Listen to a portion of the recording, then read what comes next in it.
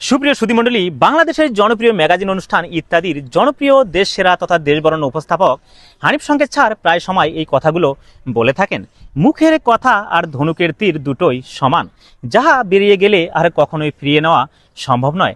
তাই তো আমি হানিফ সংকেত স্যারের কথার সাথে তালে তাল মিলিয়ে বলতে চাই, কথা দিয়ে কথা রাখার সাধ্য সবার নাই, জীবন মানে হাসি কান্না বুঝতে হবে ভাই। কথার তালে কথা হলে কথায় ওঠে সুর, মনে রাখবেন কথায় মানুষ কাছে আসে, আবার কথায় বহু দূর। হ্যাঁ প্রিয় দর্শক মণ্ডলী, তাই কথা বলার আগে সবাই একটু ভেবেচিন্তে বলবেন, তবেই হয়তো ভালো থাকতে পারবেন। ধন্যবাদ ধন্যবাদ সবাইকে। যাবো এই যে আপনি হানিফ সংকেত স্যারের যে ছন্দটা বললেন, এই ছন্দটা কে লিখছে? এটা তো হানিফ সংকেত স্যারের যে ফাগুন অডিও ভিশন যেই প্রোগ্রামটা হয় ইত্যাদি, তো সেখানে থেকে আমার সংগ্রহ করা, সেখান থেকে আমি দেখে লিখে নিয়েছি এবং বলার চেষ্টা করি। যদি এরকম আপনাদের মতো কেউ আসেন বা সাক্ষাৎকার নিতে চান তখন বলার চেষ্টা করি। অনেকেই প্রশ্ন করে থাকেন যে ছন্দগুলো বলেন এটা তো আপনি নিজের লেখা বা কারেকশন করে বলেন, বা শুধু সুরটা হানিফ সংকেত স্যারের রাখেন। আমি বলি শোনেন, আপনার মনে করেন আপনার তো অনেক প্রতিভা, আপনি মোটামুটি আপনি মানুষকে কেন কপি করেন? আসলে এটা একটা ভালো প্রশ্ন করেছেন। কপি তো একটা মানুষ তখনই একজনকে করে যখন তাকে সর্বোচ্চটা ভালো লাগে। যদি আমরা মাজারের কথা বলি, দেখা যায় যে ওই যে আমরা বলি যে মাজার পূজারী, আপনি ভালো করে তথ্য নিয়ে দেখেন ওই ব্যক্তি, ওই যে হেড আছেন মাজারের, তার খাস ভক্ত, তার হয়তো বা সব কিছু তার কাছে ভালো লাগে, আপনার কাছে আমার কাছে ভালো লাগে না, কিন্তু তার কাছে লাগে। আবার দেখা যায় একটা চোরের ভক্ত থাকে, অনেক সময় আমরা বলি চোরের সাথে চোর ঘোরে কেন, কিন্তু আসলেই আপনি ভালো করে তথ্য নিয়ে দেখেন ওই চোরটাই তার কাছে সেরা একজন মানুষ মনে হয়।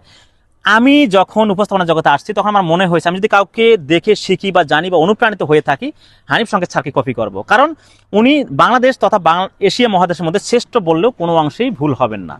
আচ্ছা, আপনি এই যে ছন্দটা বললেন, এই ছন্দটা লিখতে কত সময় লাগছে? এটা তো স্যারের ভিডিও থেকে দেখে দেখে লেখা। কতক্ষণ? 5 থেকে 7 মিনিট সর্বোচ্চ। আচ্ছা, এটা মুখস্থ করতে কতক্ষণ সময় লাগছে?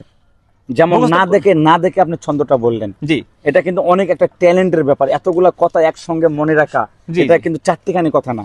নিজের কথা একটা বলি, এটা যদি মনে কিছু না করেন বা অডিয়েন্স যদি কিছু মনে না করে, আমি স্টুডেন্ট হিসেবে মাশাআল্লাহ খুবই ভালো ছিলাম, হাই স্কুলে তথা কলেজ লাইফেও খুবই ভালো ছিলাম, এটা আমি বলবো। তা মুখস্থ বিদ্যাটা আমার আগে থেকে ভালো ছিল, খুব ফাস্ট ছিল। যখন আমি ক্লাসে মুখস্থ পড়া পড়তাম, স্যারেরা বলতেন অনেক সময় যে এখন আমরা রেকর্ড চালু দিচ্ছি, তোমরা রেকর্ড শুনতে পারবে। তার মানে যে অনর্গল বলতে পারে তাকে নাকি এটা বলা হয়।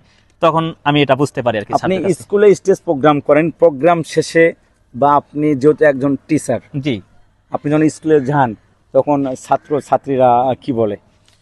তারা তো একেবারেই একটা ভালো দৃষ্টিতে দেখেন সর্বদা, যে আলাদা একটা মানে জায়গায় তারা রাখেন যে আসছেন, আর খুবই স্মুথলি তারা আমাকে গ্রহণ করেন এবং আমি আমার ক্লাসগুলো খুবই মজার সাথে করার চেষ্টা করি এবং পড়াগুলো আদায় করে নিই।